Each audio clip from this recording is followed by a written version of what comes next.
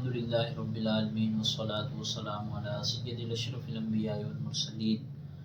اما بعد فاعوذ باللہ من الشیطان الرجیم بسم اللہ الرحمن الرحیم۔ امید ہے آپ سب بخیر و عافیت ہوگی، اللہ پاک آپ کو سلامت رکھے، اپنی دعاؤں میں ضرور یاد فرمایا کرے اللہ تعالیٰ ہماری صحت اور تندرستی کے ساتھ عافیت والی زندگی اور عافیت والی ایمان والی موت نصیب فرمائے۔ نبی پاک صلی اللہ تعالی علیہ وسلم کا فرمان مبارک نشان ہے، جو مجھ پر ایک بار درود پاک پڑھتا ہے تو اللہ تبارک و تعالی اس پر 10 رحمتیں نازل فرماتا ہے۔ درود پاک کی کثرت کیا کرے۔ آج ہم ایک مثال کے ذریعے ایک بہت ہی دلچسپ واقعہ سننے والے ہیں اور نصیحت کرنے والے کی ایک اہمیت کو ہم جاننے والے ہیں۔ مولانا جلال الدین رومی رحمۃ اللہ تعالی علیہ نے اپنی کتاب میں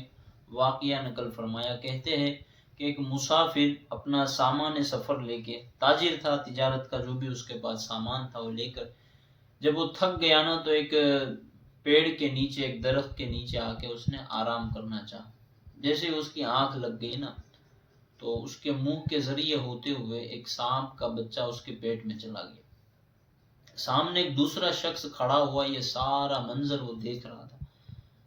جب اس نے دیکھا نا کہ اس کے پیٹ میں سانپ چلا گیا، اب اس نے سوچا کہ اگر میں اسے ڈائریکٹ جا کے بتا دوں، فوراً اطلاع دے دوں کہ بھئی تیرے پیٹ میں جو ہے وہ سانپ چلا گیا ہے، تو یہ تو ڈر کے مارے، گھبراہٹ کے مارے یہ مر جائے گا۔ تو پھر جو ہے نا اس نے یہ کام کیا کہ ایک چھڑی لی، اس نے لاٹھی لی، لکڑی لی، لکڑی لے جانے کے بعد اس کے پاس گیا، اسے مارا، اٹھایا اور کہا کہ چلو دوڑنا شروع کرو۔ اسے خوب دوڑایا، خوب مارا، خوب دوڑایا، پھر اسے ایک سیب کے باغ میں لے گیا۔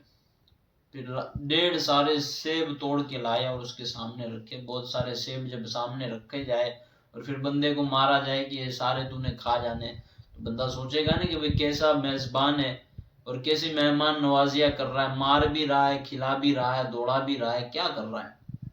اس نے کہا کہ بھئی تو کیسا دشمن ہے، پہلے تو مجھے مار رہا ہے، اس کے بعد یہ سیب کھلا رہا ہے۔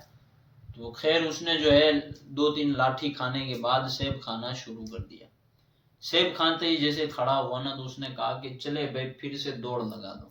اب اس نے پھر سے دوڑنا شروع کیا، پانی کے کنویں کے پاس لے گیا اور بالٹی بھر کے اسے دی کہ پوری بالٹی پانی کی تو نے پی جانی ہے۔ اس نے کہا کہ تعجب ہوا اس کو کہ مار رہا ہے، کھلا بھی رہا ہے، پھر مار رہا ہے، دوڑا بھی رہا ہے، پانی بھی پلا رہا ہے۔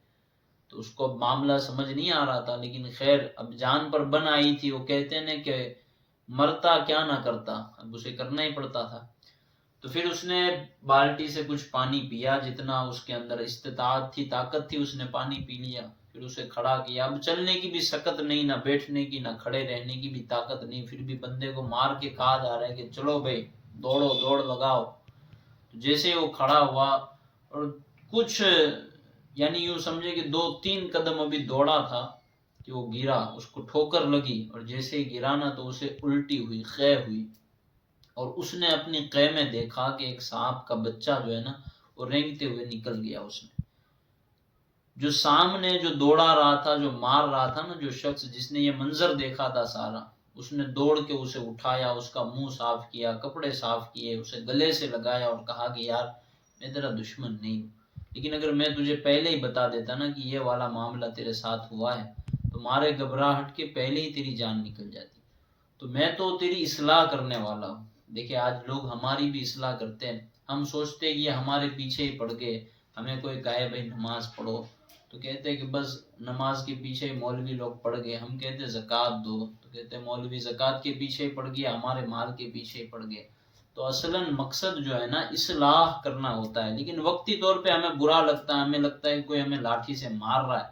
لیکن جب ہمارا اس دنیا سے آخرت کا سفر شروع ہو جائے گا نا، جب ہم یہاں سے جائیں گے تو جو ہم نے نمازیں پڑھی ہے، قرآن کی تلاوتیں کی ہے، جو صدقہ و خیرات کیے ہیں، جتنے بھی نیک اعمال کیے ہیں نا،